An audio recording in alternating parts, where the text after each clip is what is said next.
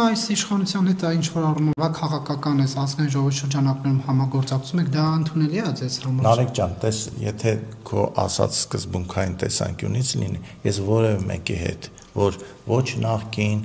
ոչ ներկա իշխանության հետ պետքա չխոսամ, չշփվեմ, չառնչվեմ, անկեղծ եմ ասում։ Եթե այդպես sense սկզբունքային լինեմ, բայց հանուն Հայաստանի, հանուն երկրի, հանուն պետության, եթե ես հիմա լավ բան եմ անում ու լավ բան է ստացվում, ինչու չանես։ Ես մի այդպես շրջան ապրել եմ իմ կյանքում, որ միջև այս չլինի, այս չեմ անի, միջև սա, ու ես հասկացել եմ, որ ասենք մի 10-20 տարի անիմաստ կորում է, որովհետև դու ինչքան կարում ես դու պետք է անես, որովհետև դու տես շեշտում ես, ես հասկանում եմ ինչի ես շեշտում, դա հետարքիր անյութը, որ հատուկ ասում ես այս ԿՊԱ-ական իշխանությունների հետ, բա իսկ մնացած իշխանությունների մեղքը այս երկրի առումով քիչ է շատ է, դա դժվար է, եթե կշեռք լիներ ու դներ մեղքերը, թե որի մեղքն է ավելի շատ, ես ձեզ ասում կարող շատ զարմանաք, թե ում մեղքն է ավելի շատ։ Օրինակ շատ Քոչարյանինը, թե Փաշինյանինը, թե Սերժ Սարգսյանինը։ Սերժ Սարգսյանինը, իմ անձնական համոզմամբ Սերժ Սարգսյանինը, որի 10 կառավարման 10 տարիները Լևոն Տեր-Պետրոսյանի, Ռոբերտ Քոչարյանի, Նիկոլ Փաշինյանի կառավարման տարիներին գործած մեղքերը գերազանցում է 1.5 միլիարդ անգամ։ Ինչու օրինակ։ Այդ հարցը շատ երկար է պատասխանելը, մեկ ուրիշ առիթ կլինի կհրավիրես հատուկ Հայաստանին հասված վնասների։ Թե Քոչարյանի օրոք մարտի 1 եղավ, Փաշինյանի օրոք պատերազմը։ Ես հիմա այդ հարցերին չեմ պատասխանել, ասեցի, այո, ես ասեցի, որ չէ, ասեցի այդ հարցին, եթե ուզում ես հենց այդ մասին խոսենք, ես մեծ պատրաստակամությամբ միայն այդ մասին, որտեղ դա երկար։ Դա գիտես ոնց է, հիմա եթե ես մի հարցի sense կարճ պատասխանեմ, տարամեկնաբանությունների տեղի կտա։ Պարոն Նազարյան, այսօր Սերժ Սարգսյանի փաստացի ղեկավարմամբ գործող ազգային ժողովի պատիվ ունեմ խմբակցությունը, գիտեք, որ լսումներ է հրավիրել, հիմա ընթանում են լսումները եւ մտադիր են վարչապետին անվստահության գործընթաց հայտնել։ Նախ ձեր ակնկալիքները այս գործընթացից կհաջողեն, չեն հաջողի։ Ենթադրվում էր, որ ժողովուրդը հիմա ազգային ժողովի բակում պետք է բազմաթիվ։ Ես հասկացա հարցը, ես այդ հարցին չեմ, իրենց իրավունքն է լսումներ անելը, թող անեն, ինչ վերաբերում է իմպիչմենտի միջոցով Նիկոլ Փաշինյանին պաշտոնանկ անելուն, ապա իրենք եւս չեն հավատում, որ այդպես իրենք պաշտոնանկ են անելու։ Ես ասել եմ, իրենք պատրաստվում են 26 թվականի հունիսի 7-ի ընտրություններին, ընտրել են այս ձևը, թող ընտրեն այս ձևը, ինձ։ Այսինքն գործընթացի համար։ Այո։ Կարևոր չէ արդյունքը։ Չէ, իրանց համար ասում եմ, իրանք սա դիտարկում են, որ հետո ասեն, տեսեք, մենք ուզում էինք իշխանափոխություն անել, բայց Հայաստան խմբակցությունը չմիացավ, չգիտեմ ով չեմ միացել։ Լսումներին մասնակցում։ Հիմա մի երկու հոգի մասնակցում է, միանալը ինչին միանա։ Գործընթացին։ Չէ, միանա։ Ոչ, որովհետև ես գիտեմ, որ դա ձևական, այսինքն անում են ինչի համար, որ մարդկանց ասեն մենք միացել ենք, բայց երբ որ այդ մարդիկ լուրջ հարց են տալի, ասում են լավ իրոք, ասենք ես է կարող հիմա գնամ, տեսեք, մի րոպե այդ բառը սխալ բառ է, մի փողոցային պայքարը շատ վատ հնչող անուն այլ փողոցային պայքարը որն է փողոցային։ Ես ուզում եմ ասեմ, հիմա դուք, ես ձեզ առաջարկում եմ, ես Ծանրամարտի ֆեդերացիային խնդրեմ, դուք մասնակցեք աշխարհի առաջնությանը, Ծանրամարտի կգնաք, ասեմ փորձեք էլի։ Բայց ինչու է կասկածամտորեն տրամադրված։ Ինչու։ Լավ, դուք ինձանից լավ գիտեք թե ինչու էլի։ Ենթադրվում էր, որ եթե նման պահանջ ձևավորված լիներ ժողովրդի շրջանում, ապա ժողովուրդը 100,000-ներով ազգային ժողովի դիմաց հիմա պետք է հավաքված լիներ, բայց անցեք կոնկրետ, այս գիտեք խնդիրը որն է, որ մեկ արհեստական օրակարգ է բերում, լրատվականներն են մտնում են այդ արհեստական օրակարգի մեջ ու գնում է, չկա տենց բան, սա բան է, չգիտեմ։ Այդ արհեստական օրակարգ ազգային ժողովում է, ախր։ Կապ չունի, լսումներ, այդ իրավունքը իրանք ունեն, որպես խմբակցություն իրացնում են, այստեղ որևէ վատ բան չկա։ Դուք արհեստական եք համարում պատիվ ունեմի այս սկսած լսումները։ Այո, Այո, իրենց ասած օրակարգով սա արհեստական է, որովհետև հենց ինքը կազմակերպիչը գիտի, որ իմպիչմենտով հնարավոր չէ Նիկոլ Փաշինյանին պաշտոնանկ անել։ Ստացվում է արհեստական է։ Ես բարձ ձևակերպել եմ իմ համոզմամբ, իմ կարծիքով, իմ տեսանկյունից սա արվում է, որ լրացուցիչ որպես միավոր 26 թվի հունիսի 7-ին ժողովրդին ներկայացնելու համար, որ տեսեք մենք 3 անգամ փորձեցինք, բայց այ քանի որ չստորագրվեց։ Ժողովուրդ ջան, մի բան ասեմ, բացառապես ես միշտ կողմնակից եմ եղել ընդհանրապես, որ իշխանափոխությունը լինի միայն ընտրությունների միջոցով եւ որովհետեւ ցնցումներով իշխանափոխությունը հանգեցնում է հետ ցնցումների առնվազն 10, 20, 30 տարի, որը երկրին որևէ բան չի բերում։ Հիմա ընտրություն է լինելու։ Ժողովրդին ասեք, որ ժողովուրդ ջան, գնացեք, ընտրեք Խորեն Հովհաննիսյանին, որովհետև նա լավ ֆուտբոլիստ է, ոնց լավ ֆուտբոլիստ է եղել, երկիրն էլ այդպես լավ կկառավարի։ Թող գնան Խորեն Հովհաննիսյանին ընտրեն։ Այստեղ ես բան չեմ տենում։ Եթե տեսնում եք հանրությունը տեսնում է, որ իր ճանապարհը քվեարկության միջոցով փակվում է,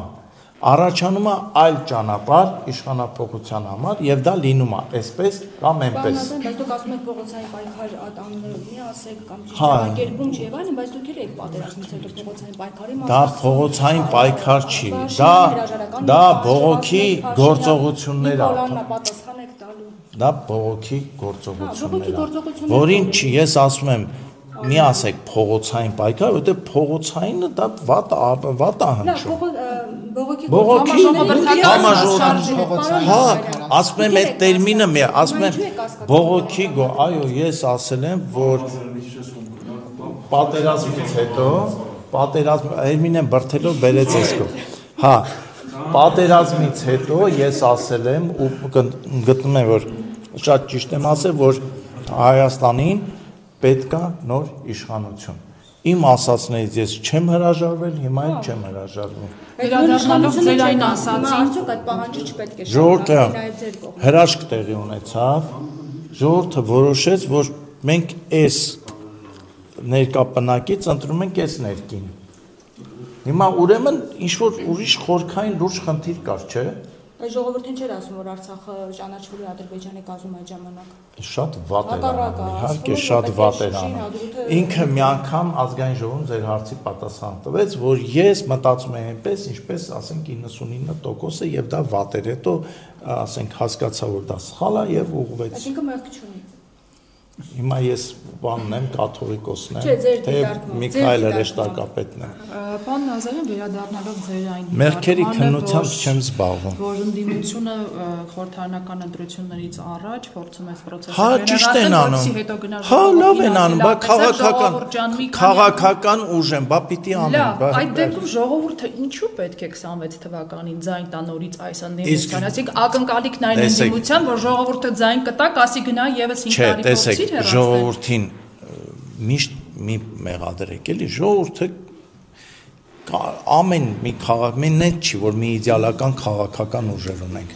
Բոլորն է մեղքերի մեջ թաթախված, սխալներով լեցուն քաղաքական ժողովրդի համար շատ դժվար է ընտրություն կատարելը։ Պարոն Նազարյան, այսինքն ձեր մոտ եւս փոփոխություն է տեղի ունեցել, որովհետեւ Փաշինյանին ասում եք պատասխան եք տալու, հիմա ասում եք ուրեմն մի անգամ շատ մանրամասն այդ հարցին պատասխան։ Դուք իշատակեցիք 20 թվականի նոյեմբերի Գեգամ Նազարյանի ելույթը։ Դա իմ առաջին ելույթն էր հանրահավաքին։ Ես չէի ուզում այդ օրը ելույթ ունենալ։ Այո, ստիպեց ձեզ։ Ոչ ցանկություն ունեի, ոչ տրամադրություն։ Իմ ընկերները խնդրեցին, ասեցին, չէ, շատ ենք խնդրում։ Բայց դուք բավական էմոցիոնալ Դե անուններ պետք չի, տամ կարող այդ մարդիկ չեն, հա? ԲՀԿ-ի գործընկերներ։ ԲՀԿ-ի։ Ինչ ԲՀԿ։ ԲՀԿ-ի անդամներ էին։ Չէ, ԲՀԿ-ի կապ չի։ Հա, ամեն դեպքում Հա, չէ։ ունեցաք, ասում եք Լսեք, պատասխան եք հիմա հրաժարվել եք այդ։ շատ ներողություն։ Տեսեք, եթե դուք մտածում եք ձեր այդ հարցով Չէ։ ինձ ինչ որ անհարմար վիճակի մեջ եք գցելու, սխալվում եք։ Ես հիմա եթե հարկ եք համարում այդ հարցին հիմա պատասխան։ Ես ձեզ ասում եմ 20 թվականի նոյեմբեր, եթե ճիշտ եմ հիշում, կամ դեկտեմբերի սկիզբ կամ ցուրտ օր, -10 էր, -20 էր, չեմ հիշում։ Ազգային ժողովի մոտ։ Ազգային ժողովի մոտ չէր, հրապարակում էր։ Հրապարակում էր։ Ես այդ հիշում եմ։ Ես այդ ժամանակ փնտրում էի իմ ապկարին։ Դուք հուսով եմ չեք հասկանա, թե դա ինչա նշանակում։ Երբ որ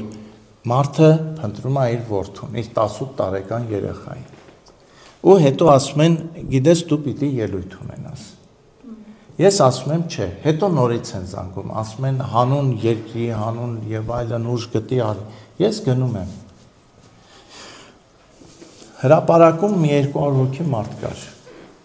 Ոչ ավելի։ 200-300։ Ոստիկաններն էլ հետո թող 400 հոգի լինի։ Ես որոշում եմ մտքիս մեջ, որովհետև ինքս լինելով քաղաքականության մեջ, լրատվական միջոցների մեջ երկար տարի, ես այս ուղեղիս մեջ ելույթ եմ գծում, որ ես պետք է ասեմ, ասեմ։ Ես հիշում եմ նա, որ ես բարձանում եմ բեմ ու ուզում եմ ասել այն, ինչ որ մտածել եմ, բայց հետո ես հիշում եմ, որ ինչ-որ բան եղավ, որ դժվար է նկարագրել ֆիզիկապես, ու ես ինձ չեմ հուզվել, ես սկսել եմ խոսալ։ Ես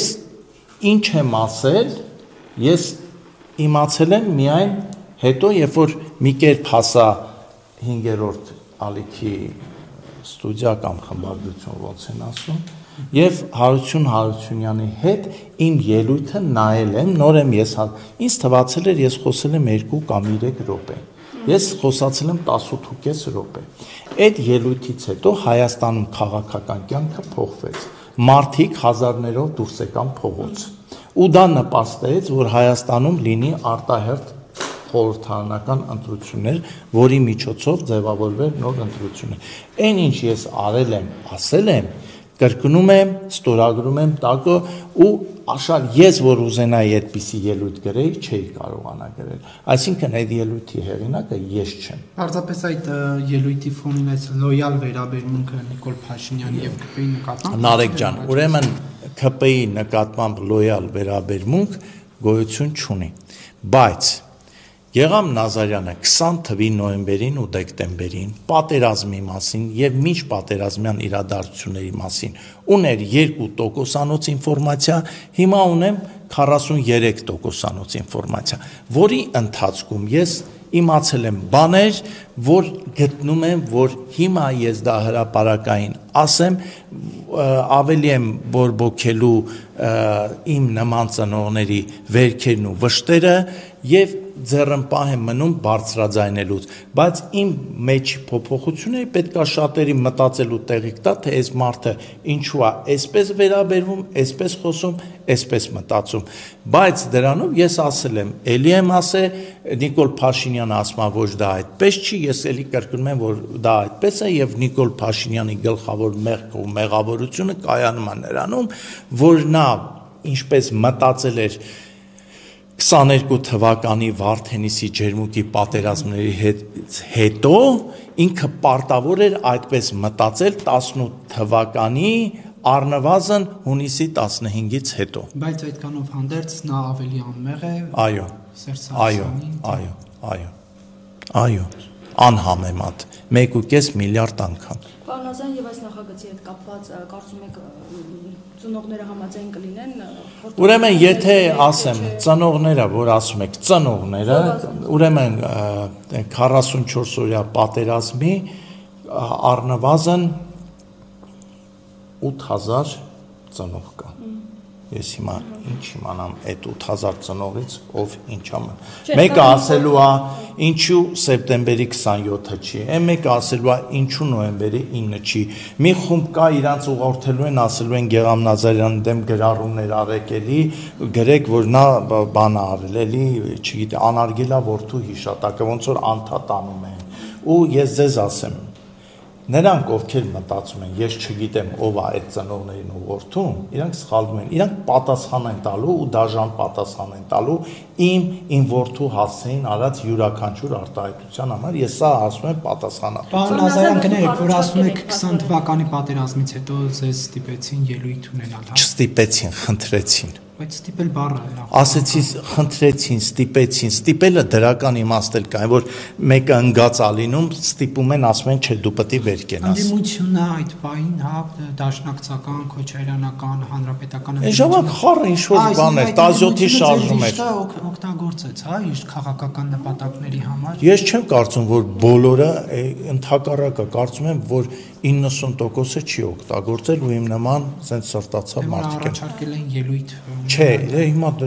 դրական իմաստ էլ կարա ունենա։ Այդ եւ իմ եւ Հայաստանի համար ի վերջո ես ասում եմ, դա այդ ելույթը շատ դրական ազդեցություն ունեցավ Հայաստանի համար։ Պարոն Ազարյան, այսինքն դուք առաջարկել եք, որ սեպտեմբերի 27-ին նշվի օրը։ Ես ի սկզբանե առաջարկել էի, որ սեպտեմբերի 27, հա, ես 27-ն էի առաջարկում, բայց հետո տենց լայն քննարկում եղավ, հետո իմաստը, որ ինչի բոլոր ժամանակների զոհերի հիշատակն դա չի կարելի դնել մի պատերազմի վրա եւ իմ համար, ասենք, ընդունելի է նաեւ հունվարի 27-ը, նույն կերպ ընդունելի կլիներ նաեւ, ասենք, թե, չգիտեմ, մեկ այլ օր։ Իմ համար կարևորը, որ մենք ուղղակի ասեմ ձեզ, մենք չենք հարգել երբևիցե հայ զինվորի զոհված հայ զինվորի հիշատակը, որևէ օրինակ ես ոչ իմ դպրոցական տարիներին, ոչ իմ երեխեքի դպրոցական տարիներին չեմ հիշում, որ դպրոցում միջոցառում անեն ու հիշեն, օրինակ առաջին աշխարհամարտում եւ հատկապես օրինակ Սարդարապատում, Կարսում, Իգդիրում զոհված հայ զինվորի հիշատակը։ Մենք դա չենք արել, հենց լղոզել անցել գնացել ենք։ Հիմա հուսով եմ կսովորենք անել։ Չմոռանաք հավանել տեսանյութը եւ բաժանորդագրվել Civic AM-ի YouTube-յան էջին։